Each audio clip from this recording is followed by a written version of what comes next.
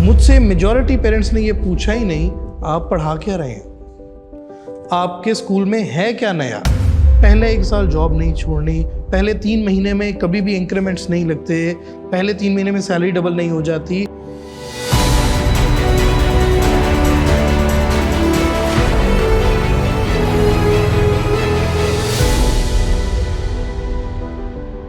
अस्सलाम वालेकुम, मैं हूँ Wais Mangalwala and this is the narrative beyond boundaries.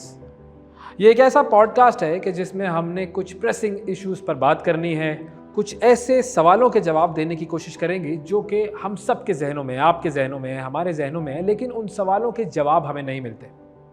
Sir cane Robinson एक बहुत बड़े एजुकेशनिस्ट हैं और उनकी एक टेड टॉक थी। उस टेड टॉक का मौजू था डू स्कूल्स किल क्रिएटिविटी। मुद्दा वो ये बयान कर रहे थे कि इस दुनिया में जो भी बच्चा पैदा होता है वो एक बॉर्न जीनियस होता है, लेकिन जब वो स्कूल जाता है या वो किसी तालीमी इदारे में जाता है तो वो तालीमी इदारा उसकी जो क्रिएटिविटी है, उसके अंदर का जो जीनियस है, उसे ख़त्म कर देता है। क्या वाकई ऐसा है?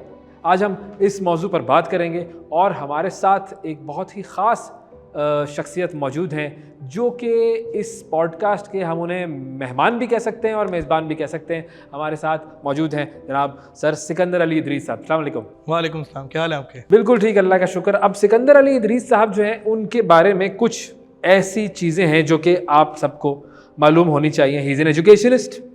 कोई तकरीबन 15 साल से ज़ायद वो तालीम के शोबे से वाबस्ता रहे हैं और अभी भी तालीम देना जो है वो उनका एक पैशन है, और इस पैशन को कैसे वो परस्यू करते हैं ये हम थोड़ी देर में जानेंगे उनसे। लेकिन बेस्ट टीचर का अवार्ड भी वो जीत चुके हैं।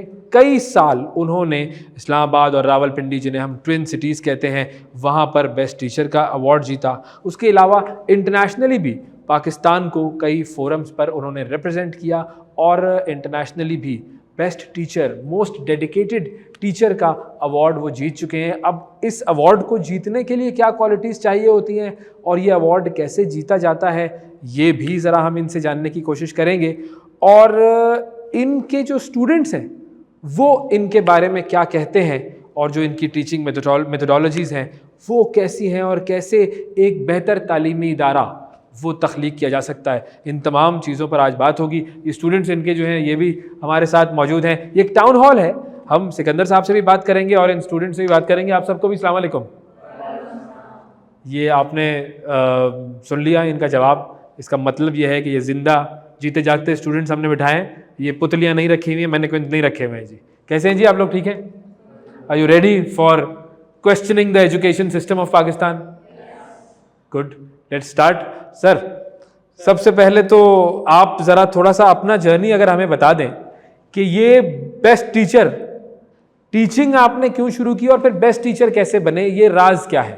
अच्छा, मैंने initially teaching as an objective मेरा नहीं था।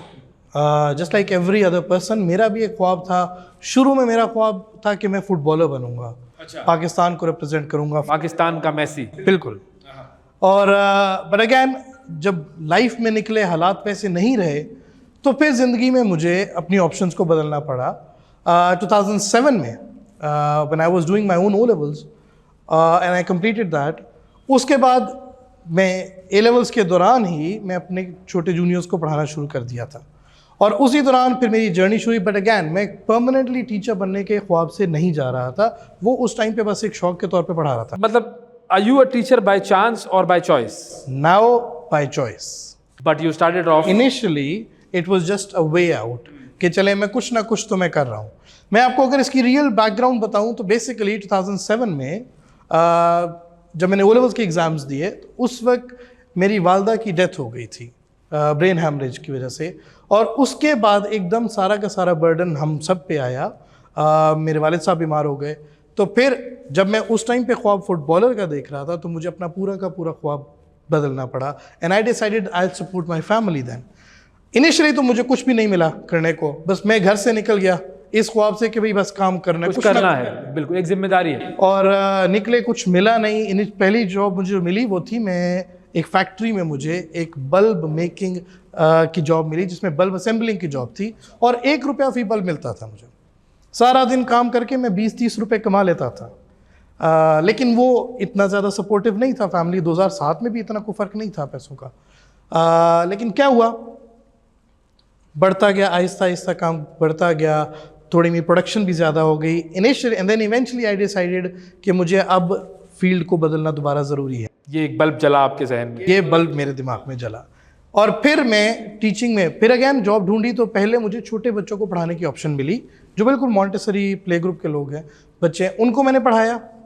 इसी तरह बढ़ते बढ़ते मेरे पास एक अदद ओ लेवल्स का स्टूडेंट आ गया, और मैंने वहाँ पे जब पहले स्टूडेंट को पढ़ाया, बाई चांस उसके सारे एज आ गए। जब उसके एज आए तो उसके सारे दोस्त यार भी खुद से पढ़ने आ गए, and then this journey started.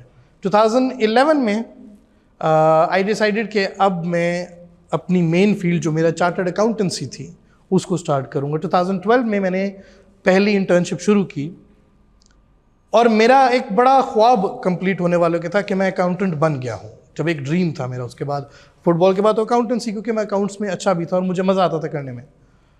लेकिन शायद वहाँ पर जाके मुझे रियलाइज़ हुआ कि शायद ये मेरी फील्ड नहीं है। मैं ये नहीं कह रहा अकाउंटेंसी बुरी, मैं ये कह रहा शायद मैं उसको मैच नहीं किया, और उसका भी एक रीज़न है कि मैं वापस एजुकेशन में क्यों आया। क्योंकि जब मैं फील्ड में गया मुझे रियलाइज़ हुआ कि मैं जो कुछ पढ़ के आया हूँ वो यहाँ पे इस्तेमाल नहीं हो रहा। एक ये कि इंसान का जो ख्वाब होता है वो बहुत मर्तबा टूटता है। फुटबॉलर बनने का ख्वाब था, वो किसी वजह से टूटा। फिर उसके बाद एक दूसरा ख्वाब आपने देखा चार्टर्ड अकाउंटेंसी का, वो फील्ड में जाकर टूटा। अब ये ख्वाबों का टूटना, इससे इंसान बड़ा अफसरदा हो जाता है, और फिर अपने आप को जोड़ना बड़ा मुश्किल काम होता है। और फिर उन ख्वाबों के टूटने और जुड़ने में आपको अपनी जो असल डेस्टिनी थी, जो कॉलिंग थी असल, वो मिल गई। ये बेसिकली यही हुआ मेरे साथ। 2012 में जब ये फील्ड में जब मैं गया, मैंने साल पूरा काम किया, मुझे रियलाइज़ हो गया कि यहाँ पर बहुत सारी मैं वो चीज़ें सीख रहा हूँ जो मैंने स्कूल लाइफ में और अपने कॉलेज लाइफ में नहीं सीखी।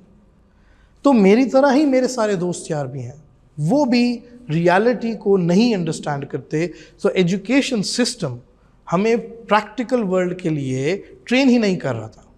तो मेरा पहला डिसीजन ये हुआ कि I should go back to teaching. और मैं क्योंकि अब बेहतर पढ़ा सकता था, क्योंकि मैं फील्ड से वापस आ रहा था, मेरे पास एक्सपीरियंसेस थे शेयर करने को, तो मैंने कहा सब बच्चों के साथ शेयर करके उनको ये चीज़ें सिखाऊंगा कि एटलीस्ट पहले 1 साल जॉब नहीं छोड़नी, पहले 3 महीने में कभी भी इंक्रीमेंट्स नहीं लगते, पहले 3 महीने में सैलरी डबल नहीं हो जाती, बॉसेस उतने पोलाइट नहीं होते शायद जितना टीवी पे शायद नज़र आते हों। फॉर्मल और रियलिटी और ड्रीम बहुत डिफरेंस है, मीडिया वर्ल्ड और रियलिटी बहुत डिफरेंट है। स्कूल लाइफ और यूनिवर्सिटी लाइफ में जो सब ख्वाब दिखाए जाते हैं, सब बाग दिखाए जाते हैं, वो सब असल में नहीं होता। तो फिर वापस टीचिंग में आके मैंने ये जितने भी बैठे इन सबको ये सारी बातें बताई हुई हैं कि आपने रियलिटी में जब फील्ड में जाना है एटलीस्ट 1 साल जॉब नहीं छोड़नी, पहले शुरू में कभी भी पैसे के पीछे नहीं भागना, एक्सपीरियंस के पीछे भागना है, लर्निंग पे काम करना है। एंड देन अगैन 2019 में फिर इवेंचुअली मैंने एक अपना सेटअप स्टार्ट करने का सोचा, क्योंकि 2012 में जब मैंने वो पूरा 1 साल कंप्लीट किया ACCA की आर्टिकल्स का, इंटर्नशिप का बेसिकली, I decided कि I should now go back to teaching, but I wanted to learn as well and I wanted to train myself for teaching. 2012 में मेरे पास ऑप्शन आई बाहर जाके ट्रेन होने की। जब मैं इंडोनेशिया बाहर गया ट्रेन होने में, वहाँ पर मेरे साथ थे 18 डिफरेंट नेशंस के टीचर्स। कहने की ज़िंदगी बदल गई वहाँ पे। वहाँ के टीचर्स हर डिफरेंट, उनका एनवायरनमेंट, उनका अंदाज, उनकी पंक्चुअलिटी, उनकी ऑनेस्टी, और वो मुझे 2012 में डिजिटल टीचिंग पे सिखा रहे थे, जो पाकिस्तान में कोविड तक आना भी नहीं था। अगर कोविड ना आता तो कोविड के बाद आया। वो 2012 में इस चीज़ पे काम कर रहे थे। बहुत कुछ बदला। अच्छा, एक चीज़ जो सवाल मेरे जहन में आता जाएगा वो मैं करता जाऊंगा, क्योंकि वरना फिर सवाल खो जाएंगे। अब जब आप मुल्क से बाहर गए, आप मुख्तलिफ़ ममालिक के असातिज़ा से मिले, पाकिस्तान में जो असातिज़ा पढ़ा रहे होते हैं हम सब के लिए काबिल इज़्ज़त हैं, काबिल एहतराम हैं, लेकिन क्या फ़र्क है वो जो लोग आपको बाहर मिले, वो बैरून मुल्क से आए हुए टीचर्स और पाकिस्तान के teachers, what was the difference? Main difference था कि दे वर टीचर्स बाय हार्ट। उन्होंने एक्सेप्ट कर लिया था कि वो टीचर्स हैं। मैं जब वहाँ पे गया मैंने रियलाइज़ किया वो 7:30 बजे क्लास में बैठे होते थे, और मैं सोचा था यार मैं तो 7:45 बजे स्कूल की एंट्री का कर रहा होता इरादा। And when I asked them they said we are teachers so we have to be punctual. ये चीज़ मैंने सीखी। उनका लेसन प्लानिंग, उनका हर रोज़ कुछ अच्छा बोलना, कोई नई बात बोलना, बच्चों को कुछ सिखाना, और ये सब कुछ बड़ा डिफरेंट था, और वो हर रोज़ कुछ नया एक्सप्लोर कर रहे थे कि हमने बच्चों के फ्यूचर के लिए आगे क्या करना है। जो अगर मैं डिफरेंस की बात करूं, पाकिस्तान में एक प्रॉब्लम ये कि पाकिस्तान का सिस्टम अपग्रेड नहीं हो रहा, पाकिस्तान का एजुकेशन करिकुलम अपग्रेड नहीं हो रहा, और पाकिस्तान में एक एलिमेंट ये है कि टीचिंग को एक मजबूरन प्रोफेशन एट टाइम्स एक्सेप्ट किया जाता है कि कुछ जॉब नहीं मिल रही तो चलो इधर कोई ना कोई लग जाएगा छक्का। उसकी वजह से जब बंदा बाय हार्ट टीचर नहीं है, सिंसेरिटी से नहीं आ रहा टीचिंग में, वो कैसे डिलीवर करेगा, वो किसी बच्चे का फ्यूचर कैसे बनाएगा, एक प्रॉब्लम यहाँ पर आता है। दूसरा, सिस्टम अपडेट नहीं है हमारा, गवर्नमेंट लेवल पे सिस्टम अपग्रेडेशन आ ही नहीं रही है। ग्रेडिंग सिस्टम जो 30 साल पहले थी वो भी आज तक कोई थी। और ये मेन मसला है कि अगर आप किसी टीचर को कोई करिकुलम दोगे उसने उस पर ही काम करना है। तीसरा मेन मसला था कि मेजॉरिटी टीचर्स हमारे पाकिस्तान में वो हैं जो एजुकेशन पढ़ते हैं, मतलब पढ़ाते हैं, स्कूल में पढ़ के आते हैं, उसी के बाद फॉरेन टीचर्स बन जाते हैं, रियल लाइफ एक्सपीरियंस वो भी फेस नहीं करते। तो जब वो एक थ्योरी कोई समझा रहे हैं, वही थ्योरी जो उन्होंने समझी है, तो रियल लाइफ में वो नहीं समझा रहे, बच्चा वही ख्वाब लेके जब रियल लाइफ में जाता है वो चकनाचूर होता है। तो जो टीचर है उसके अच्छा होने की एक निशानी ये है कि उसके पास प्रैक्टिकल एक्सपीरियंस, प्रैक्टिकल एक्सपोजर मौजूद हो। ये एक क्वालिटी हो गई एक अच्छे टीचर की। और क्या क्या क्वालिटीज़ हो? ट्रेनिंग ज़रूर होनी चाहिए, एक्सपीरियंस ज़रूर होना चाहिए इनिशियली। तीसरा ये कि टीचर को ऑनेस्ट होना बहुत ज़रूरी है, और एक अच्छा सेंस ऑफ ह्यूमर भी बहुत ज़रूरी है। मैं कहता हूँ टीचर्स अगर आके बुक पढ़ा देंगे ना, बच्चा कभी कनेक्ट नहीं करेगा, तो टीचर कभी भी एक ऑनेस्टली बच्चे के दिमाग में वो लेक्चर कभी बैठेगा ही नहीं।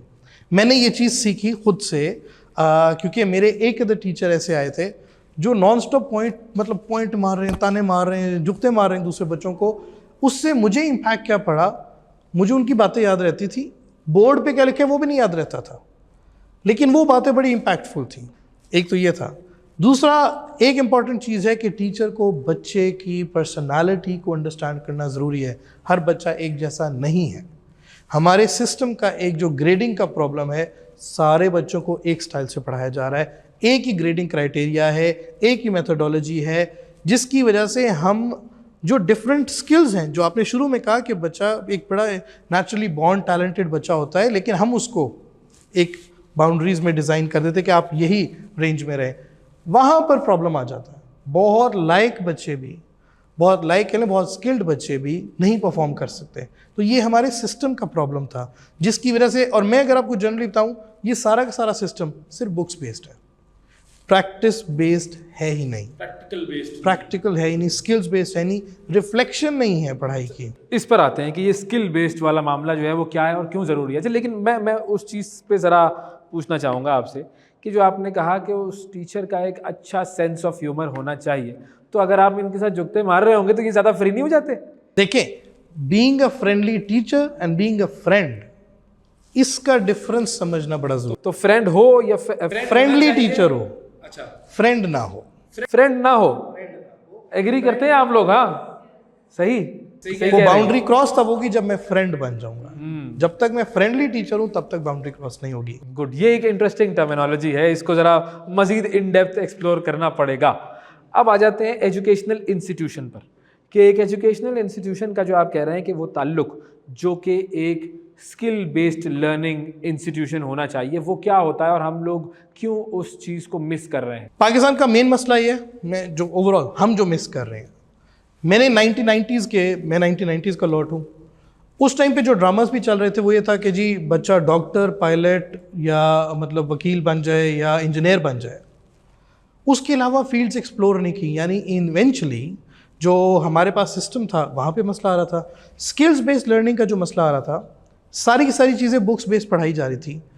स्कूल से वो कॉलेज में जा रहा है, कॉलेज से वो यूनिवर्सिटी में जा रहा है, लेकिन कहीं भी उसको एक्सपीरियंस, हैंड्स ऑन प्रैक्टिस नहीं कराई जा रही थी। हमारे पास इतनी ज़्यादा सीवीज अभी भी आती है, किसी ने MBA किया हुआ है, किसी ने क्या किया हुआ है, किसी ने इंजीनियरिंग की भी है, हम नहीं हायर करते।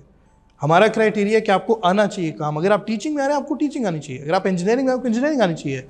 ये जितने भी सारे यंगस्टर्स ये पीछे भी बैठे हुए जो यूनिवर्सिटी में जा रहे हैं, इनका मसला क्या है, ये यूनिवर्सिटी से निकलते हैं कि समझते लो भाई डिग्री आई है तो आज ही बस हम अमीर तरीन इंसान बन जाएंगे, और सारे जो दुनिया के दफातर हैं वो हमारे लिए बाहर खड़े हुए होंगे कि यार तुम कहाँ थे, मैं तो तुम्हें ढूंढ रहा था। जब ये कहते हैं ना कि जी पाकिस्तान में अनएम्प्लॉयमेंट है, मैं कहता हूँ ये झूठ है।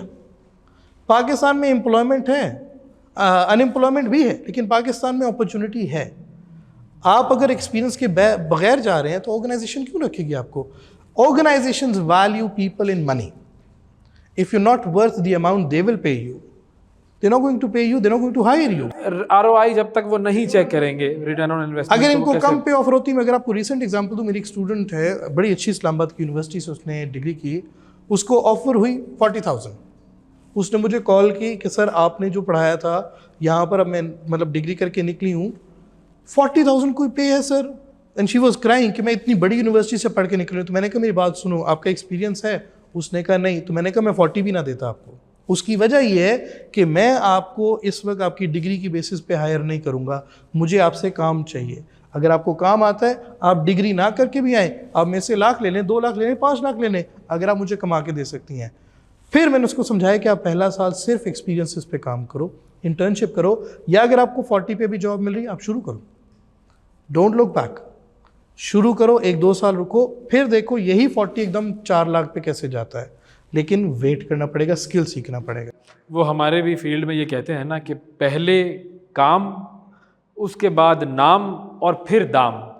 तो जब आप काम करेंगे तो फिर उसके बाद आहिस्ता आहिस्ता आपका नाम बन जाएगा और फिर उस नाम की बुनियाद पर आपको वो दाम मिल जाएंगे जो आपके दिल की ख्वाहिश होगी। अच्छा, अब रूब्रिक्स जो है उसका इनिशिएटिव, ये जो इनिशिएटिव जिस पे हम बैठकर बात कर रहे हैं, हमारे साथ ये सारे जवान भी मौजूद हैं, ये है द नैरेटिव। इसका मकसद क्या है? ये आपके जहन में आइडिया क्यों आया? क्या आप इससे दुनिया को बताना? सबसे पहले तो ये द वर्ड रूब्रिक्स, ये बड़ा ज़रूरी है समझना।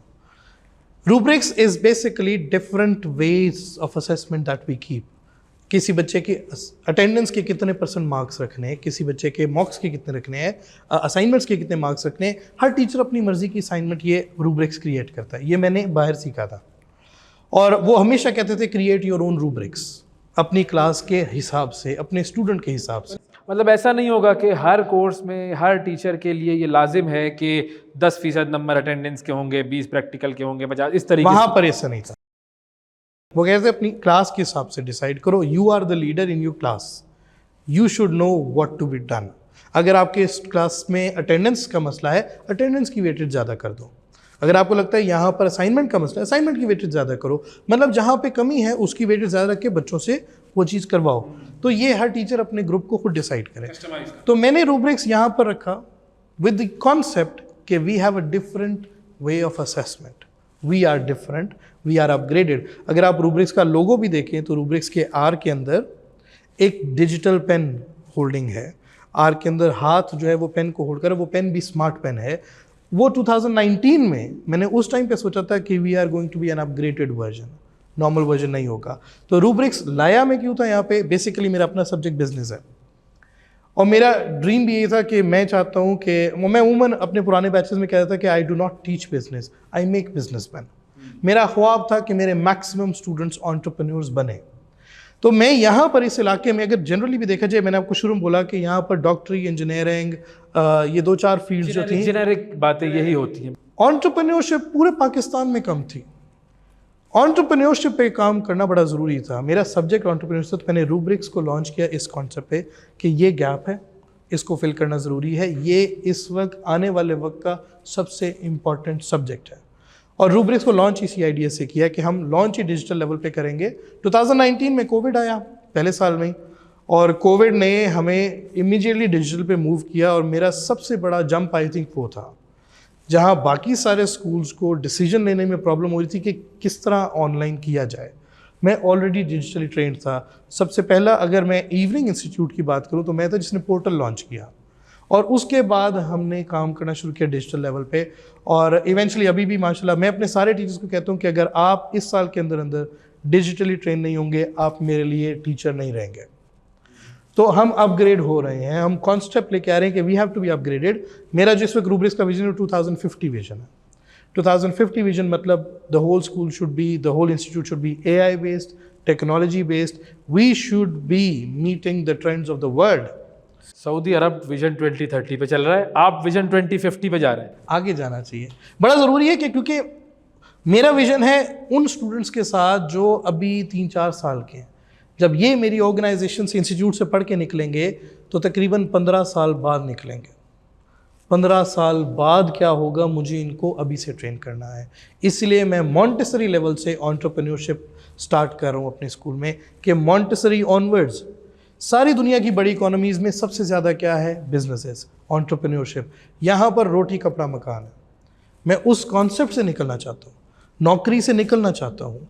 मैं चाहता हूँ हर मेरा स्टूडेंट खुद कमाने की एबिलिटी रखे, तो बहुत ज़रूरी है। अच्छा, और इस जो हमारी पॉडकास्ट है द नैरेटिव, उससे आपका क्या विजन है जो कि आप पूरा करना चाहते ये डिस्कशन मैटर। नैरेटिव देखें, नैरेटिव और इसकी टैगलाइन देखें, बियॉन्ड बाउंड्रीज।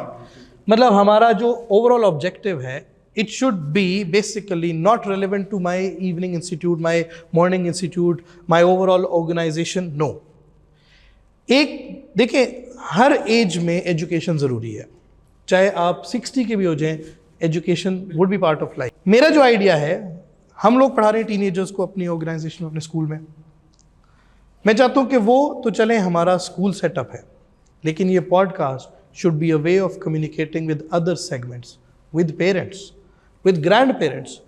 इस वक्त जो जेन जी है, इसमें क्या प्रॉब्लम्स हैं या क्या प्रॉब्लम्स नहीं भी हैं, पेरेंट इनको अंडरस्टैंड नहीं कर रहा, मार्केट इनको अंडरस्टैंड नहीं करी। तो इस पॉडकास्ट के थ्रू, इस चैनल के थ्रू, इस मीडियम के थ्रू मैं वो चीज़ें कम्युनिकेट कर सकता हूँ तमाम पेरेंट्स के साथ भी और बाकी प्लेटफॉर्म्स पे भी, कि भी ये चीज़ें हैं जिस पे ज़रूरी है। तो हम ये कह सकते हैं कि दिस प्लेटफॉर्म, ये जो द नैरेटिव का प्लेटफॉर्म है, ये आपके लिए है। अगर आप एक टीचर हैं, अगर आप एक स्टूडेंट हैं, अगर आप एक पेरेंट हैं, अगर आप मार्केट में कोई काम कर रहे हैं और आप हायरिंग करना चाहते हैं, so this platform is for you. आपको यहाँ पर वो तमाम डिस्कशंस मिलेंगी जो कि एजुकेशन से रिलेटेड, स्किल्स से रिलेटेड, फ्यूचर से रिलेटेड होंगी। वो तमाम आपको यहाँ पर मिलेंगी। आप सवाल भी कर सकते हैं, जवाब भी दे सकते हैं, अपना ओपिनियन भी दे सकते हैं, और सवालों के जवाब मिलकर ढूंढने की, खोजने की हम कोशिश करेंगे। ये जो स्किल बेस्ड एजुकेशन का फिनोमिना है, ये कि जो कि आपने हमें समझाया कि जी प्रैक्टिकल चीज़ें होनी चाहिए, और जब कोई स्टूडेंट मार्केट में जाए तो उसको प्रैक्टिकल एक्सपोजर मिले। हमारे यहाँ पर ये चीज़ नहीं है। क्या स्कूल्स या एजुकेशनल इंस्टीट्यूशन इस चीज़ को रियलाइज़ कर रहे हैं या नहीं कर रहे? और अगर प्रैक्टिकल बेस्ड एजुकेशन होगी तो क्या कन्वेंशनल एजुकेशन, फिर उसका कितना स्कोप रहेगा? कन्वेंशनल एजुकेशन तब तक चलती रहेगी जब तक पेरेंट्स इस चीज़ से अवेयर नहीं होते कि वो जो पढ़ा रहे हैं, अपने बच्चे को जहाँ भेज रहे हैं, वो सेटअप ठीक नहीं है। मैं अपनी ही बात करता हूँ। स्कूल जब स्टार्ट किया, हमने स्कूल की लॉन्चिंग शुरू की, हमारे पास मेजॉरिटी पेरेंट्स के जब क्वेश्चंस आ रहे थे तो उनका ये था कि आपका फीस स्ट्रक्चर क्या है। सबसे अहम सवाल होता है। सवाल तो अहम है, लेकिन दूसरी चीज़, मुझसे मेजॉरिटी पेरेंट्स ने ये पूछा ही नहीं, आप पढ़ा क्या रहे हैं, आपके स्कूल में है क्या नया। जो मैं चाहता था उन्हें बताना, वो उनको नहीं पता था। इस वक्त हमारे पास ओवरऑल जो स्कूल सिस्टम है, क्योंकि हमारा गवर्नमेंट सेटअप भी थोड़ा सा, इस पर इम्प्लीमेंटेशन ऑफ लॉ वीक है। हमारा एजुकेशन बजट खाली 1.7% पे चल रहा है, जो भी इमरजेंसी अनाउंस हुई 5% पे गया है।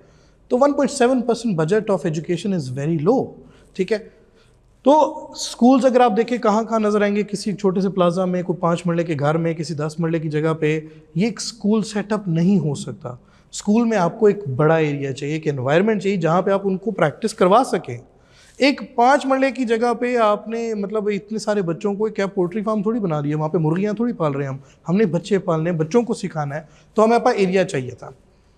तो जो कन्वेंशनल मेथड है वो इस तरह के एरियाज़ में चल रहा है, और ये चलता रहेगा जब तक कि कन्वेंशनल पेरेंट को ये बात समझ नहीं आती कि उनका बच्चा फील्ड में जाके स्ट्रगल कर रहा है। तो पेरेंट्स की भी सोच को बदलना है, जो कि पेरेंट्स की सोच को बदलना ज़रूरी है। अच्छा, अब आप कुछ लॉन्च भी करने जा रहे हैं, आर्टिफिशियल इंटेलिजेंस जो आजकल का बज़वर्ड है, उसको एजुकेशन से ये क्या मामला है?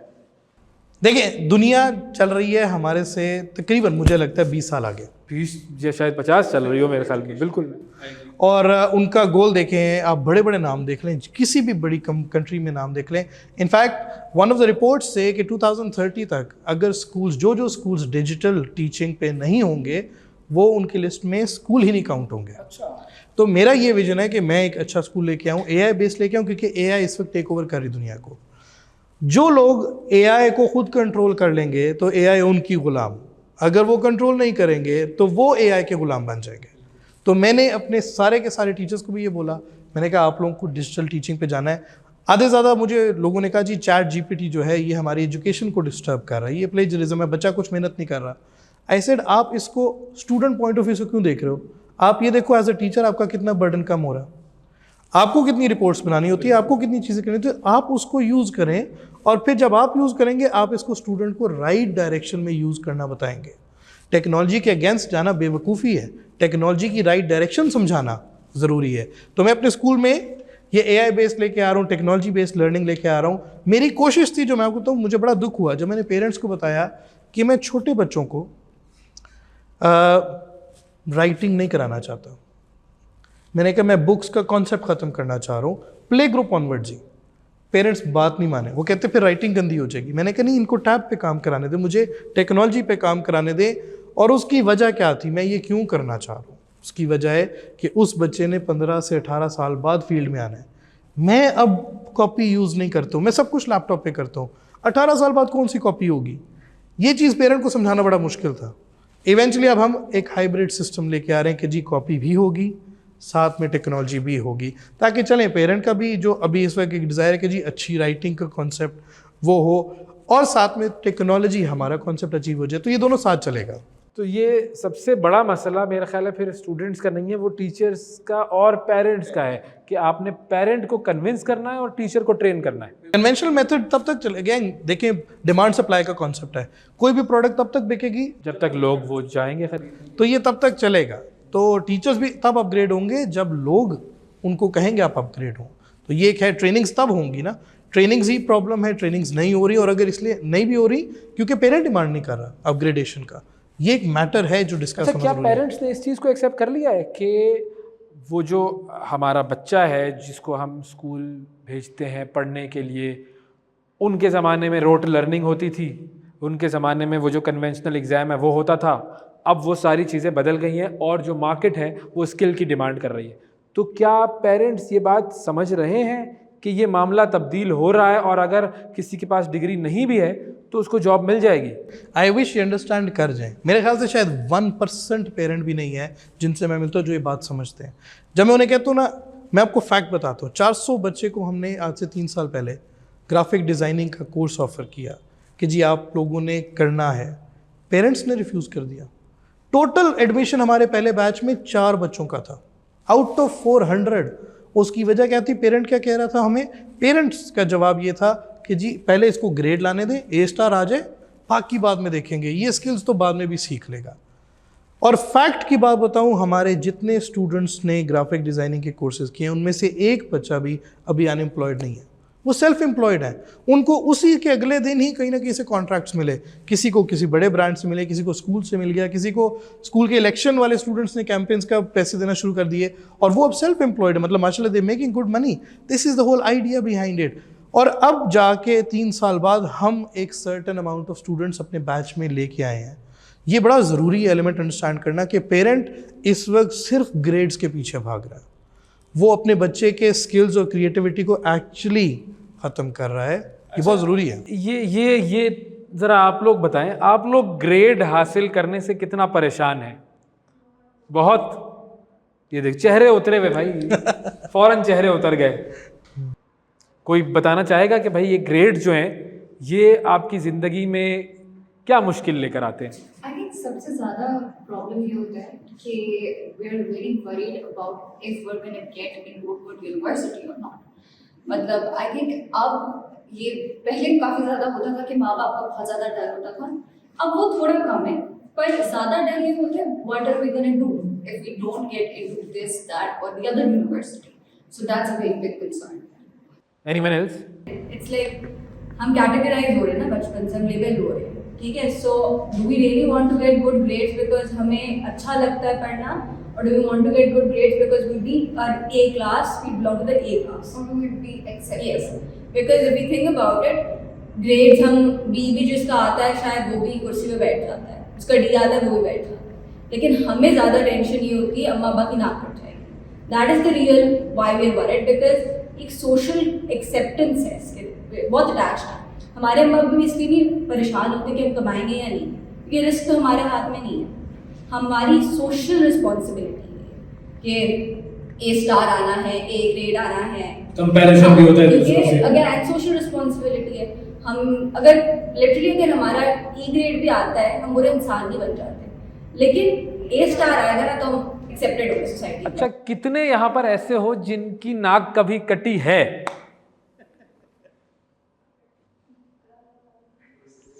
सिर्फ 2 लोग ऐसे हैं जो जिंदगी में कभी फेल भी हुए हैं, और कोई नहीं हुआ?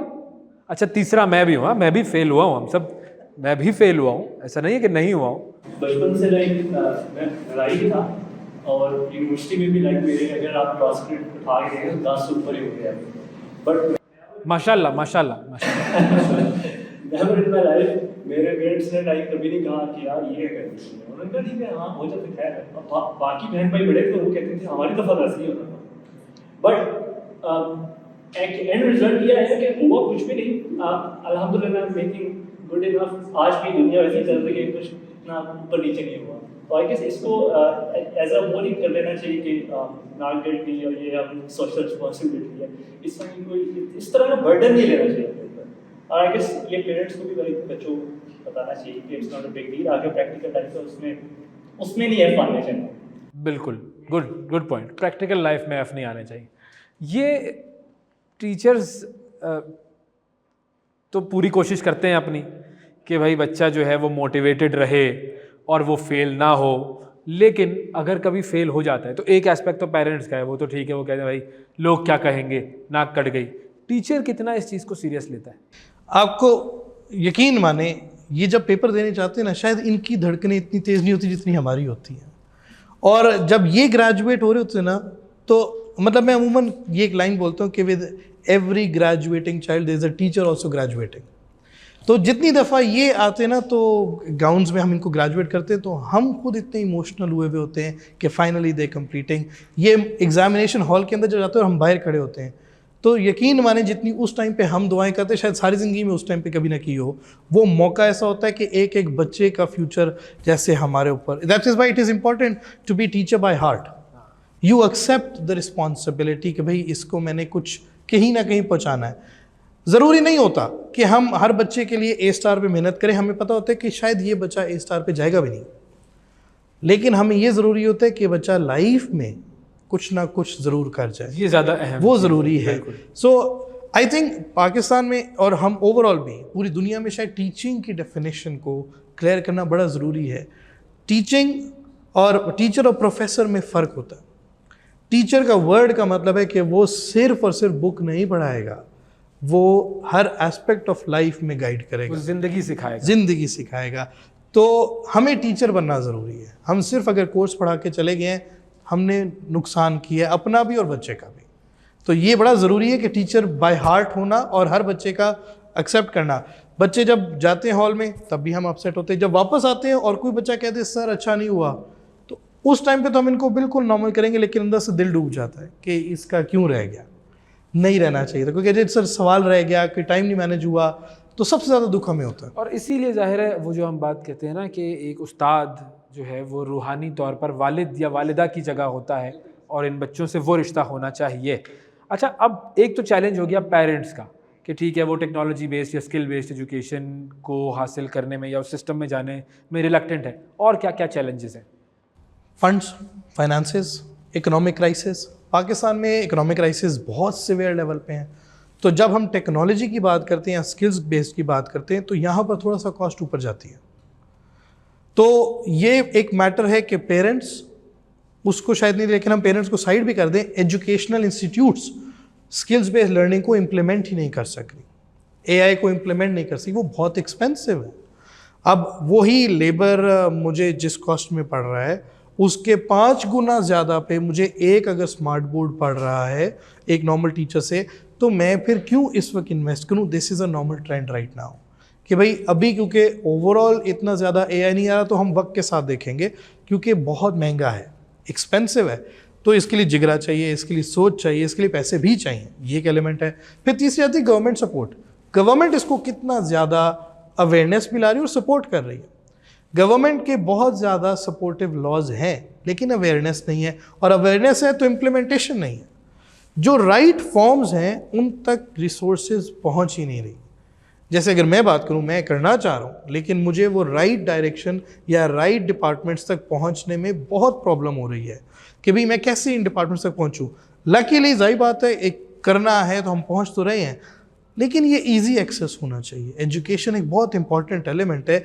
इस वक्त ये जो यूथ बैठी हुई है, 64% of Pakistani population is youth, और उसमें से बिलो 30 की age is 29%। It's a huge population. और इन लोगों ने जब फील्ड में आना है, इनके पास स्किल होना ज़रूरी है, इनके पास एक्सपीरियंस होना ज़रूरी है, तो तभी तो जॉब्स बनेंगी, मतलब तब ये जॉब्स पे जाएंगे। और जॉब क्रिएशन भी तब होगी जब इनके दिमाग में भी स्किल्स होंगे और एंटरप्रेन्योरशिप होगी, कुछ करने की नीयत होगी, तो फर्म्स डेवलप होंगी। तो जब इनको हम स्किल्स नहीं दे रहे, इनको हम रिसोर्सेज नहीं दे रहे, इनको हम अपॉर्चुनिटीज़ नहीं दे रहे, तो ये कम्पीट कैसे करेंगे? नहीं कर सकेंगे। मैं आपको डायरेक्ट कह रहा हूँ, इनको स्किल्स देना ज़रूरी है, वरना ये कंपेटेबल नहीं है। ये इंटरनेशनल मार्केट, पूरी दुनिया इस वक्त ग्लोबल वर्ल्ड बन रही है, ग्लोबल मार्केट बन रही है। सारी इंटरनेशनल बाउंड्रीज ख़त्म होती जा रही हैं। सारे के सारे teenagers world wide similar behave करने लग गए हैं। क्यों? क्योंकि एक तो मीडिया एक्सेस है सबको, इन सब का बिहेवियर सिमिलर हो गया। सब इंस्टाग्राम चला रहे हैं, सबका इंटरनेशनल बाउंड्रीज पे दूसरी कंट्रीज़ के साथ कॉन्टैक्ट भी है या व्यूअरशिप भी है। तो ये कंपेटिटिव नहीं रहेंगे पाकिस्तानी कौम के लोग अगर ये स्किल्स बेस्ड लर्निंग पे नहीं जाएंगे, अगर ये एंटरप्रेन्योरशिप पे नहीं जाएंगे, तो ये लेस कंपेटिटिव ऑडियंस रह जाएगी, और यही अनएम्प्लॉयड ऑडियंस होती है। इनको दुख लगता है, इनको धचका लगता है जब हम रिजेक्ट करते हैं, जब ऑर्गेनाइजेशंस रिजेक्ट करती हैं, लेकिन ये उस धचके से फिर निकलते भी नहीं हैं। बहुत सारे ऐसे जो धचके में बैठ जाते कि अब मैंने दोबारा नौकरी नहीं ढूंढनी, फेलियर को एक्सेप्ट कर लेते। भाई failure is part of life, दोबारा कोशिश करो, it's not the end of life, दोबारा कोशिश करो, आइडेंटिफाई द वीकर एरिया, ये बहुत ज़रूरी है। तो और उसको ठीक करना ना, ये एक एलिमेंट है। अच्छा, अब एक और चैलेंज जो मेरे जहन में आता है वो ये कि चलो अगर किसी ने ये इन्वेस्टमेंट कर दी, किसी एजुकेशनल इंस्टीट्यूशन ने बहुत बड़ी जगह बना दी और टेक्नोलॉजी और सर्वर्स लगा दिए और बोर्ड्स लगा दिए और आर्टिफिशियल इंटेलिजेंस, रोबोट्स खड़े कर दिए और उसने सपोज, तो क्या टीचर्स हमारे पास ऐसे हैं जो उन चीज़ों को पढ़ा सकें, इम्प्लीमेंट कर सकें? वो जो क्लासरूम में टीचिंग मेथोडोलॉजी है वो भी तो तब्दील हो जाएगी, वो कैसे होगा फिर? सिस्टम चेंज बहुत मुश्किल है, ये मैं बताऊँ, क्योंकि एक है culture change, educational culture change करना है, उसमें रिलक्टेंस है टीचर्स की तरफ से भी, मैनेजमेंट की तरफ से भी। सबसे इम्पॉर्टेंट है कि हमारे जो मैनेजमेंट टॉप लेवल एजुकेशनिस्ट हैं, ये टीचर्स को मोटिवेट करें कि आप सिक्योर हैं अगर हम टेक्नोलॉजी लेके भी आ रहे हैं। लेकिन क्या है, टीचर्स इंप्लीमेंट करते हुए किस बात से घबरा रहे हैं कि उनकी नौकरी चली जाएगी? क्योंकि ये बात हम हमेशा सुनते आए हैं कि जब मशीन आएगी तो इंसान नौकरी, हालांकि ये बात इनको शायद ओवरऑल पाकिस्तान को समझ नहीं आ रही कि जब पहले ग़ुलामों के कंधों पे लोग जाते थे, तब जब गाड़ी आई थी तो लोगों ने कहा था ग़ुलामों की ज़िंदगी ख़त्म। तो उन लोगों की ज़िंदगी ख़त्म हुई थी जो कंधों से आगे निकले ही नहीं, लेकिन जिन्होंने उस गाड़ी को सीख लिया वो ड्राइवर बन गए। तो आपने अपने आप को अपग्रेड करना है। वो टीचर्स क्या अपग्रेड कर रहे हैं? इस पूरी जो इनोवेटिव टीचिंग को इम्प्लीमेंट करने में टीचर का रोल क्या है? और एक ऐसा टीचर जो कि इस टेक्नोलॉजी से कंपैटिबल हो, उसके अंदर क्या क्या क्वालिटीज़ होनी चाहिए? देखिए, टीचर के अंदर पैशन होना बहुत ज़रूरी है कि जी मैं अपग्रेड होना चाहता हूँ, ठीक है। सिर्फ अगर टीचर मोनेटाइज कर रहा है तो टीचर ही नहीं है, ये बहुत ज़रूरी है ना। टीचर्स बहुत सारे, मेजॉरिटी टीचर्स अपग्रेड होना चाहते हैं, पाथवेज नहीं है, ट्रेनिंग्स नहीं है। एआई की ट्रेनिंग्स स्कूल को प्रोवाइड करनी है, टेक्नोलॉजी की ट्रेनिंग स्कूल को प्रोवाइड करनी है, स्कूल को उनको मोटिवेट करना है, स्कूल को उनको रास्ता दिखाना है। अगर स्कूल रास्ता नहीं दिखाएगा तो ये पॉसिबल नहीं है, एक बात। दूसरी बात, ये एक प्रोसेस है। अगर आज ये इम्प्लीमेंट करेंगे तो 5 साल बाद जाके उनकी पूरी टीम सही तरीके से पूरे सिस्टम पे काम करेगी। 2 महीने में तो सिस्टम नहीं सेट हो जाता ना, टेक्नोलॉजी है, एक बहुत बड़ा सेटअप है। ये बड़ा एलिमेंट है, patience to understand, to learn. Teachers अगर सीखना भी चाह रहे हैं, लेकिन अगर 2 गलतियां करेंगे टेक्नोलॉजी पे तो उनको ऊपर से एडमिन उनको डांट देगी कि आपने क्या किया। भाई ये एक फेज़ है, फेजेस में लर्निंग होगी, आहिस्ता आहिस्ता आप एटलीस्ट उनको लर्निंग फेज से गुजरना दें, ये बड़ा ज़रूरी है। अच्छा, क्या जब बहुत ज़्यादा टेक्नोलॉजी का इस्तेमाल हो जाता है तो स्टूडेंट्स की कुछ क्वालिटीज़ कम हो जाती हैं? फॉर एग्ज़ाम्पल कि जब मैं प्रोग्रामिंग पढ़ रहा था तो जब हम कोडिंग करते थे, हम अब वो कोडिंग करने में हमारे जहन का जितना इस्तेमाल हो रहा होता था और मुख्तलिफ लॉजिक्स लगाने की कोशिश करते थे, वो नहीं लगती थी, वो कोड सही नहीं चल रहा है, फिर उसकी डीबगिंग होती थी और Aahista Aahista step by step हम वो प्रॉपर कोड बना लेते थे, वो प्रोग्राम सही चलता था, तो ब्रेन सेल्स हमारे एक्टिव रहते थे। अब एक बहुत बड़ा एतराज़ जो पेरेंट्स करते हैं वो ये कि ये जो टेक्नोलॉजी है वो हमारे ब्रेन सेल्स को भी वीक कर देगी। हमने तो कह देना है कि बस ये प्रोग्राम बना लो और वो चैट जीपीटी या फैट जीपीटी जो भी होगा वो बनाएगा प्रोग्राम और दे देगा। हमारा जहन तो फिर इस्तेमाल नहीं हुआ, हमारी कैपेबिलिटी कम हो जाएगी एज ए स्टूडेंट। कैपेबिलिटी कम नहीं होगी, कैपेबिलिटी इन्हांस होगी। देखें, चैट जीपीटी को हटा दें हम, उसके बगैर भी तो अगर किसी ने चीटिंग करनी तो उसने करनी है। बूटी का कॉन्सेप्ट हम सबको पता है, ठीक है। तो जिसने गलत तरीका लगाना उसने गलत तरीका लगाना है, लेकिन जिसने फ्रूटफुल तरीके से यूज़ करना उसने करना है। हमारा एज एन ऑर्गेनाइजेशन, हमारा एज एन सिस्टम ये रिस्पॉन्सिबिलिटी बनती है हमारी कि हम पॉजिटिव यूज़ ऑफ टेक्नोलॉजी सिखाएं, इसके अगेंस्ट मत जाएं, ये बहुत ज़रूरी है। राइट स्क्रीन टाइम इम्पॉर्टेंट है, हर चीज़ का वक्त है, स्पोर्ट्स का भी वक्त है। हम अपने बच्चों को कहते हैं बेटा असर से मगरिब फिर घर, तो इसी तरह टेक्नोलॉजी का भी टाइम है। दिन से रात अगर टेक्नोलॉजी या दिन से रात आप कुछ भी करेंगे, आप अपने आप को इवेंचुअली एग्जॉस्ट करेंगे। Excess of everything is bad, we all know that. तो किसी भी चीज़ का एक्सेस करेंगे, चाहे टेक्नोलॉजी है, चाहे मोबाइल है, चाहे स्पोर्ट्स है, चाहे फ्रेंडशिप्स है, ये आपको तबाही करेगा। ज़्यादा दोस्त भी तबाह करते हैं। ये बड़ा ख़तरनाक जुमला है, इस पर अलग एक पॉडकास्ट होनी चाहिए कि दोस्त कैसा हो और वो तबाह करने वाला हो या बनाने वाला हो। उस दोस्त की सिलेक्शन पर अलग से बात करेंगे, क्योंकि दोस्तियाँ भी एजुकेशनल इंस्टीट्यूशंस में बहुत ज़्यादा पनपती हैं और उसकी बड़ी अहमियत होती है और वो लाइफ लॉन्ग फ्रेंडशिप्स होती हैं और वो बड़ी ज़रूरी है, बिल्कुल। और फिर यूनिवर्सिटीज़ में ज़रा कुछ अलग तरह की दोस्तियाँ हो जाती हैं, वो भी कुछ लाइफ लॉन्ग बन जाती हैं, कुछ इधर उधर हो जाती हैं। इस पर अलग पॉडकास्ट करेंगे। अच्छा, बुनियादी चीज़ जो मैं समझ पाया वो ये कि रूब्रिक्स जो है वो एक कल्चरल चेंज चाह रहा है इन टर्म्स ऑफ एजुकेशन। ये cultural change in the long run कितने अरसे में इम्प्लीमेंट हो सकता है? क्योंकि अभी जो मैंने बातें सुनी हैं आपसे उसमें मुझे मुश्किलात, परेशानियाँ, हर्डल्स ये सब तो नज़र आए हैं, लेकिन वो एक होप भी नज़र आया है कि हाँ, हम फ्यूचर में इस जगह पहुंचना चाहते हैं। ये फ्यूचर कब तक आएगा? एग्जैक्ट टाइम ड्यूरेशन नहीं होगी इसकी, मैं आपको बताऊँ। इसका डिपेंड करता है कि हमारे एजुकेशनल इंस्टीट्यूट्स के जो ओनर्स हैं, जो एजुकेशनिस्ट हैं, वो किस दिन ये इरादा कर लें कि बस अब बदलना है।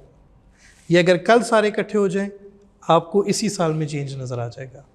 ये अगर परसों चेंज हो, ये डिपेंड करता है कि हमारे एजुकेशनिस्ट कब इकट्ठे होते हैं, बजाय कि एक दूसरे के ख़िलाफ़ जाने के। हम सब का एक ऑब्जेक्टिव है बच्चों को पढ़ाना, बच्चों को सिखाना। इकट्ठे हो जाए, आपको कल ही चेंज नज़र आ जाए। और आपने वो चेंज की तरफ पहला कदम बढ़ा दिया है। अच्छा, अब जो आपका फ्यूचर विजन है वो क्या है इस इदारे के हवाले से? मेरा स्किल्स बेस्ड लर्निंग पे, एंड आई वांट एंटरप्रेन्योरशिप, जो मेरा सबसे मेन ऑब्जेक्टिव है। एथिक्स बहुत ज़रूरी है, और ये कि मेरा मैक्सिमम स्टूडेंट जो है वो डे 1 पे इमीडिएटली जैसे यहाँ से सीखे, अगले दिन ही किसी ना किसी वे ऑफ अर्निंग में ज़रूर पहुँचे। मैं चाहता हूँ 16 ऑनवर्ड्स हर बच्चा काम करे। मेरा ये ऑब्जेक्टिव नहीं कि 25 पे जाके 30 पे जाके डिग्री लेके शुरू करे। 10 साल तक रगड़ा खाना है, 5 साल रगड़ा, 5 साल पॉलिशिंग, फिर अर्निंग। चाहे आप 28 की एज में शुरू करें, चाहे आप 16 की एज में शुरू करें, जल्दी शुरू कर लेना बेहतर होगा। मेरा विजन सिर्फ ये है कि मेरा हर बच्चा एंटरप्रेन्योरशिप पे बिलीव करे, सेल्फ डिपेंडेंसी पे बिलीव करे, एथिक्स पे बिलीव करे, ग्रेड्स के पीछे नहीं भागे। और क्या स्टूडेंट्स में आपको ये चेंज नज़र आया है कि हाँ, वो भी ये चाहते हैं कि हम जल्दी से कमाना शुरू करें या जल्दी से एंटरप्रेन्योरशिप की तरफ आएँ, या वो जो एक एटीट्यूड है कि जी 25 में जाकर कमाएंगे, उनमें क्या एटीट्यूड नज़र आता है? स्टूडेंट चेंज चाहता है, स्टूडेंट को भी रास्ता चाहिए, स्टूडेंट को डायरेक्शन चाहिए। जिस दिन स्टूडेंट को डायरेक्शन मिलेगी, स्टूडेंट देखें टीनेजर दिमाग में कुछ नहीं होता उसके, जो हम डालेंगे वो उसको लेके चलेगा। ये हमारे पे जिम्मेदारी है, पेरेंट्स पे जिम्मेदारी है इस चीज़ को अंडरस्टैंड करना कि भाई अपने बच्चे को जल्दी थोड़ा सा स्ट्रगल फेज़ में डालें। स्ट्रगल, मैं इस वर्ड को बिलीव नहीं करता हूँ। आई थिंक ये लर्निंग फेज़ में डालें। जल्दी फेल होंगे तो जल्दी कामयाबी की तरफ जाएंगे, क्योंकि फेलियर के थ्रू ही जाएंगे। डायरेक्ट तो ये हर कोई तो मार्क ज़करबर्ग नहीं है, तो जिसका डायरेक्ट, लेकिन उसने भी फेलियर्स फेस किए अगर उसकी स्टोरी हम पढ़ें। मैं चाहता हूँ एवरीथिंग अंडर वन अम्ब्रेला, और ये कि स्टूडेंट को डायरेक्शन दी जाए। स्टूडेंट चेंज चाहता ही, पूछ लें बैठे बैठे सारे। हाँ भाई, चेंज चाहते हैं आप लोग? क्या इस कन्वेंशनल एजुकेशन सिस्टम को बदलना चाहते हैं? और आपको क्या लगता है कि इसमें कौन सी ऐसी चीज़ है जो सबसे बड़ा हर्डल है? एनीवन? एजुकेशन जो हमने अभी तक एक्सपीरियंस किया है वो बहुत सेट स्टैंडर्ड पे बनी हुई थी। सो आई थिंक जो सबसे बड़ा हर्डल होता है वो ये है कि हमें एक फ्लो चार्ट की तरह दिखा दिया जाता है कि इस तरह आपको एजुकेशन मिलेगी, ये वे है।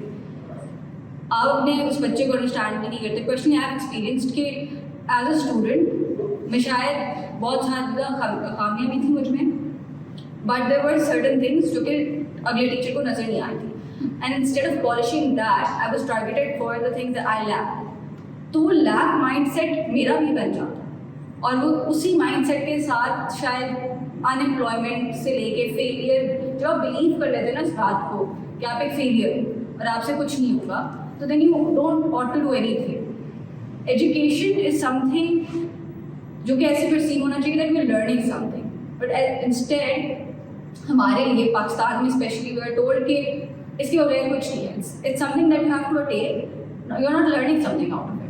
So the biggest hurdle is the lack of understanding from the educationist. तो purpose of education क्या है, ये हम शायद नहीं समझ पा रहे। As a बच्चा we just हम बैठ जाते हैं, पीजी में गए, प्ले ग्रुप में गए, बैठ गए, एस बना रहे हैं, ए बना रहे हैं, बट क्यों बना रहे हैं? मोटर स्किल्स के लिए बना रहे हैं ना। ए और एस बनाने से तो नहीं आएगा, मोटर स्किल्स तो किसी और भी चीज़ से आ जाएंगे। जो चाइल्ड डेवलपमेंट है that does not need to happen through the set standard, कि अगर ये सारा फ्लो चार्ट में पहले आपने एस बना लिया, फिर आपने टेबल्स याद कर लिए, फिर आपने डिग्री ली, ओ माय गॉड सारी चीज़ें हो गई, लेकिन फ़ायदा क्या हुआ उस सबका? क्योंकि एज अ बच्चा हम सारे बहुत डिफरेंट हैं, हमें कोई अंडरस्टैंड नहीं कर रहा, कोई अंडरस्टैंडिंग हमें भी नहीं मिलती, और फिर हमें बहुत अशेम नहीं बताने के लिए कि you are not understanding me as a student, how I suppose to go and do anything, how I suppose to go and even get a good grade when you are not even understanding कि मुझे ये चीज़ समझ ही नहीं आ रही। Very important, वो रिलेशनशिप ही शायद नहीं बन पा रही। मैं आपको इनसे रिलेट, ये नया लॉट है, ये सारे जेन जी की ऑडियंस है, ये बिल्कुल एक नई दुनिया है जो हम एज अ पेरेंट हम स्ट्रगल कर रहे हैं इस चीज़ को अंडरस्टैंड करने में। वो ये कि ये एक अवेयरनेस के साथ पैदा हुए, इनके टेक्नोलॉजी पे, इनके ये इंस्टाग्राम फेसबुक से इनकी बहुत ज़्यादा अवेयरनेस है। हम लोग उस दौर में थे जब माएँ मार मार के पढ़ाती थी, ठीक है, तो पढ़ लिया, जो पढ़ लिया, नहीं पढ़ लिया, वो उस कॉन्सेप्ट पे था। अब क्या है कि पहले होता था बेटा उस्ताद ने कह दिया तो कह दिया। अब ये जो ऑडियंस है, ये हमारी जो लॉट है, ये कहती है मैं उस्ताद उसको मानूंगी जो वाकई उस्ताद होगा, जो काबिल होगा, जिसको पता होगा कि भी पढ़ाना कैसे है, what is teaching, why he is teaching, what is the logic behind. इनको बहुत सारी चीज़ें उस्ताद से ज़्यादा मालूम है, ये लॉजिक मांगते हैं। तो अब का दौर जो है वो पेरेंट्स को इस जनरेशन को अंडरस्टैंड करना ज़रूरी है कि इनको आप इनके हिसाब से इनको ही लेके चलें और इनके 10 साल आगे के हिसाब से सोचें। अगर इनका प्रेजेंट के बारे में सोचेंगे फिर वो भी गलत कर रहे हैं। एक और चीज़ हम देखते हैं वेस्ट में कि जी अमेरिका में अगर कोई स्टूडेंट है वो हाई स्कूल जाता है, हाई स्कूल के बाद फिर वो लेता है ब्रेक और फिर वो जाकर काम करना शुरू करता है, काम कर लेता है वो 2-3 साल, उन 2-3 सालों में वो मुख्तलिफ़ चीज़ों को एक्सप्लोर करता है, उसमें से वो जान लेता है कि मुझे किस चीज़ में मज़ा आ रहा है, कौन सी चीज़ ऐसी है जो मैं अच्छे तरीके से कर सकता हूँ। फिर वो यूनिवर्सिटी जाता है और फिर उसका बैचलर्स या मास्टर्स करता है, और बैचलर्स करने के बाद मास्टर्स फिर शायद बिल्कुल ही डिफरेंट फील्ड में कर रहा है। हम जो कि हर चीज़ में वेस्ट को देखते हैं और चाहते हैं कि हम उसी रास्ते पर चलें जिस रास्ते पर वेस्ट जा रहा है, लेकिन इस रास्ते में हम नहीं करते ऐसा। हम उसको 25 साल तक पढ़ाते ही रहते हैं बगैर किसी प्रैक्टिकल एक्सपीरियंस के, और फिर मार्केट में उसे फेंक देते हैं बगैर उसे वो तैरने की स्किल सिखाएं। हम कहते हैं अब तुम पानी में जाओ। ये मसला हमारे आई थिंक गवर्नमेंट लेवल पे है।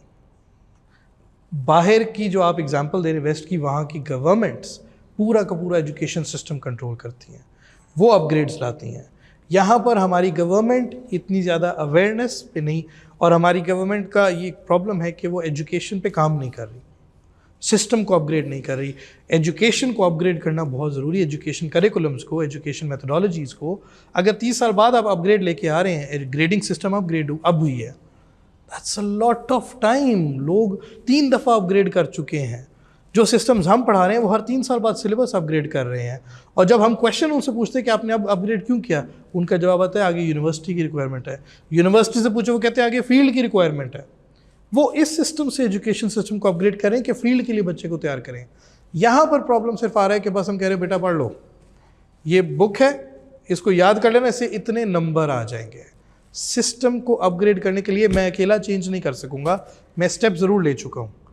हाँ, एक गवर्नमेंट मीडियम पे जब ये चेंजेस आते हैं तो पूरे के पूरी कंट्री में चेंजेस आते हैं। वहाँ पर किसी एक बंदे का, किसी एक लीडर का ये स्टेटमेंट कि पढ़ाई इंपॉर्टेंट है और अपग्रेड ज़रूरी है, सबको एक दिन में बदल देगा।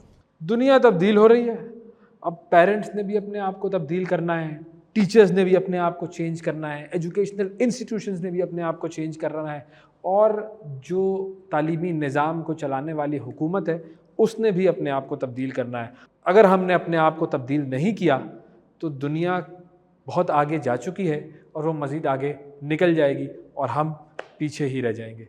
कुछ क्वेश्चंस हमारे दोस्तों से लेते हैं और उनके जवाब सिकंदर साहब आपने देने हैं। मुझे सिकंदर से सवाल है कि व्हाट स्किल्स यू थिंक कि आजकल के बच्चों के अंदर होनी चाहिए? इस वक्त आजकल का जो बच्चा है ना, टेक्नोलॉजी की तो बिल्कुल ही मतलब लाजमी उसको सीखनी है, इसके बगैर तो काम नहीं होगा। लेकिन मैं आपको बताऊं, ये मेरे सामने वैसा बैठे हुए हैं, थ्रू आउट आर इंटरव्यू मैंने इनसे कोई डिग्री पूछी नहीं पूछी, इन्होंने मेरे से कोई डिग्री पूछी नहीं पूछी।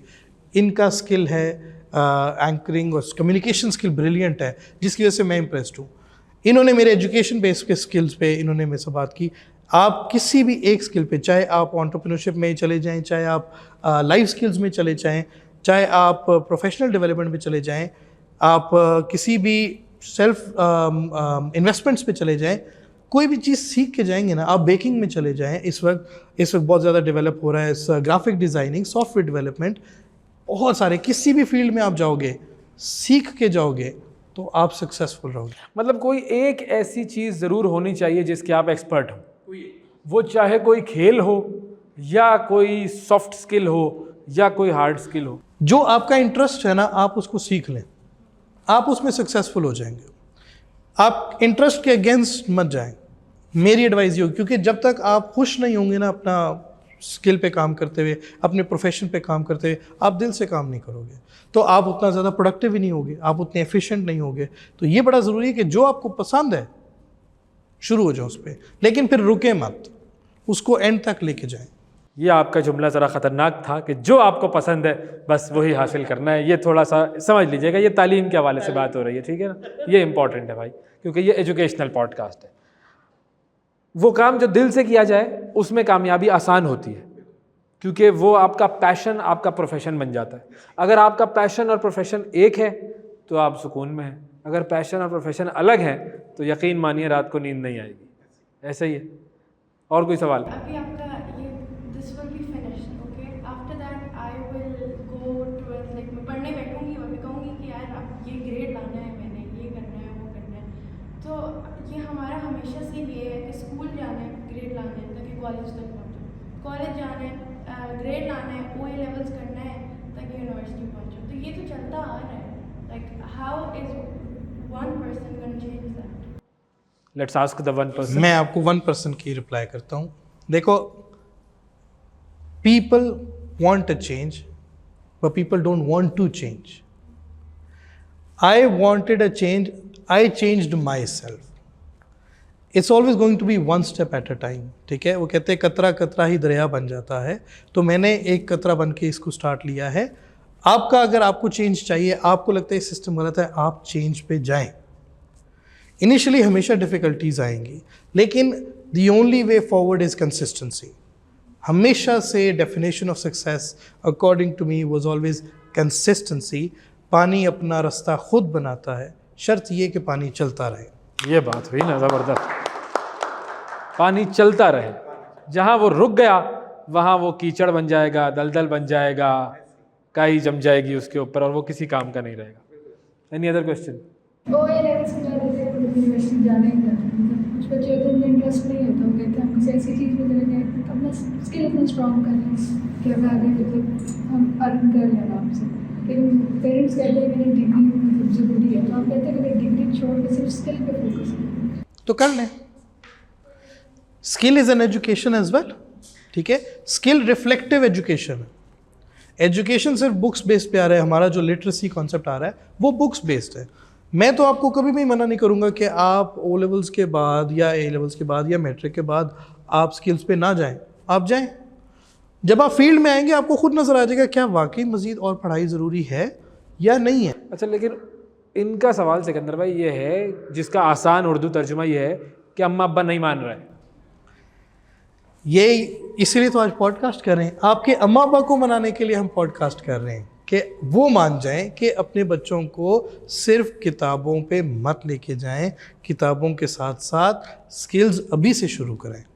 और इसीलिए स्कूल स्टार्ट किया हमने रूब्रिक्स का स्किल्स बेस्ड। मॉन्टेसरी से मेरा जो ऑब्जेक्टिव है, जो मैंने ओवरऑल हमारा करिकुलम है ना, वो इस कॉन्सेप्ट पे है कि मॉन्टेसरी से हम हर बच्चे का ये मैंडेटरी रखेंगे कि वो कोई एक स्किल पे काम करेगा from Montessori till the end of education. और वो हम भी उसको हेल्प करेंगे आइडेंटिफाई करने में। अगर वो फुटबॉल में अच्छा है, फुटबॉल करे, पढ़ाई के साथ फुटबॉल नॉन स्टॉप करे। तो ये सारा काम चल रहा है।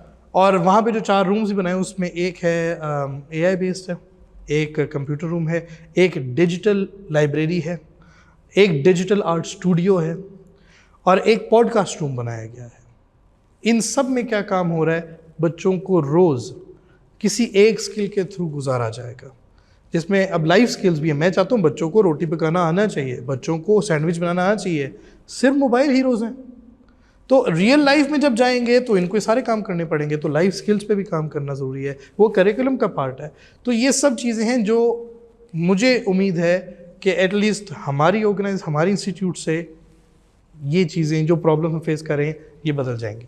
ये जो 4 रूम्स आपने बताया, उसके अलावा मैंने सुना है कि कोई प्लेग्राउंड, स्पोर्ट्स का ग्राउंड और ये रेसिंग ट्रैक्स वगैरह भी बहुत बड़े बड़े अपने बनाए। बिल्कुल, हम लोग स्ट्रीट स्मार्ट थे, हम लोग स्पोर्ट्स में बड़े अच्छे थे, हमारे टाइम पे ये ऑप्शंस भी थी।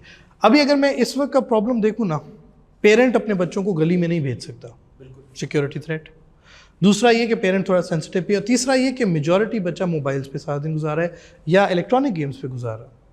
इनकी फ़िज़िकल ग्रोथ उस तरह नहीं डेवलप हो रही, जिसकी वजह से इस वक्त हम यंग लॉट में बहुत ज़्यादा डिप्रेशन, बहुत ज़्यादा अग्रेशन, ये सब फेस कर रहे हैं, इमोशनल इम्बैलेंस देख रहे हैं।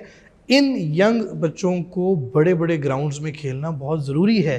तो मैंने बेयर मिनिमम 30 कनाल का सिर्फ स्पोर्ट्स ग्राउंड बनाया है अपने स्कूल में, जिसमें पाकिस्तान का पहला स्पोर्ट्स ग्राउंड है जिसमें 200 मीटर ओलंपिक रेसिंग ट्रैक बनाया गया है, जहाँ पे हम इनके रेसिंग और ओलंपिक्स के कॉन्सेप्ट पे काम करवाएंगे, स्पोर्ट्स करवाएंगे, ताकि इनकी एक एथलेटिक जो लर्निंग है वो कंटिन्यू रहे। जब ये एथलेटिक्स के थ्रू, स्पोर्ट्स के थ्रू आते हैं, इनका माइंड भी फ्रेश होता है, लर्निंग भी अच्छी है, इनके अंदर पेशेंस भी ज़्यादा डेवलप होती है, पर्सनालिटी ज़्यादा डेवलप होती है। और कोई भी ऑर्गेनाइजेशन, कोई भी सिस्टम टीम प्लेयर मांगता है। तो जब ये स्पोर्ट्स के थ्रू आते हैं तो ये अच्छे टीम प्लेयर्स होते हैं। इंडिविजुअलिज्म पे कोई भी बिलीव नहीं करता।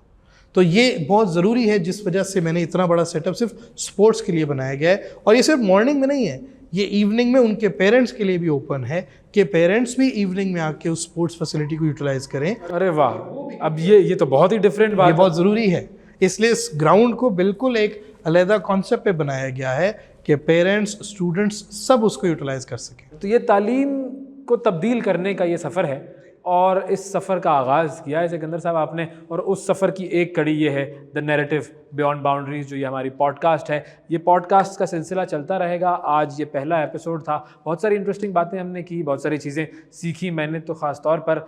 और इस पॉडकास्ट के सिलसिले में हमारी कोशिश यही होगी कि जितने भी आपके सवालात हैं, आपके कंसर्न्स हैं, एजुकेशन के हवाले से, इस सिस्टम के हवाले से, यंगस्टर्स के हवाले से और इन यंगस्टर्स के फ्यूचर के हवाले से, इन तमाम सवालों के जवाबात दिए जाएं और आपको सेटिस्फाई किया जाए, आपको बताया जाए कि तालीमी निज़ाम होता क्या है क्या और उसे होना क्या चाहिए। तो ये जो पॉडकास्ट का सिलसिला है ये आप ज़रूर देखते रहिए। हमारा जो रूब्रिक्स सेंटर का चैनल है उसको सब्सक्राइब आपने करना है, उसको लाइक करना है, उसको शेयर करना है, बहुत सारे दोस्तों को बताना है, और वो जो बेल आइकॉन होता है उसको भी दबा देना है, ताकि आपको नोटिफिकेशंस मिलती रहें और आपको पता चलता रहे जब जब हमारी ये पॉडकास्ट और इसकी जो रील्स हैं, इसकी जो क्वेश्चन आंसर्स हैं, वो जब जब हम अपलोड करेंगे आपको खुद ब खुद पता लग जाएगा। सो स्टे ट्यून्ड, इस सिलसिले से जुड़े रहिए और एजुकेशन के निज़ाम को तब्दील करने में और इसे बेहतर बनाने में हमारे साथ जुड़े रहिए।